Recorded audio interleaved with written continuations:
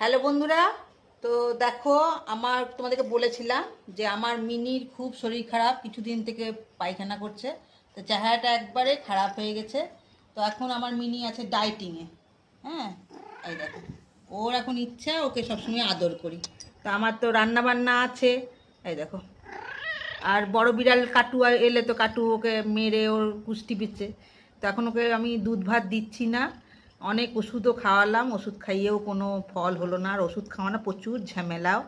তো তাই জন্য কী করবো, এখন ডায়েটিংয়ে রেখেছি। তো দুধ ভাত খেতে খুব ভালোবাসে আর মাছ খেতে, তাই জন্য এখন ঠিক করেছি ওকে হয় চিকেন সেদ্ধ দিয়ে ভাত দেবো, আর না হলে মাছ সেদ্ধ করে ভাত দেবো। তো ওর জন্য মাছ সেদ্ধ করে ভাত দেওয়া হয়েছে, দুধ দেওয়া হচ্ছে না বলে একটু অভিমান রাগ বলতে পারো।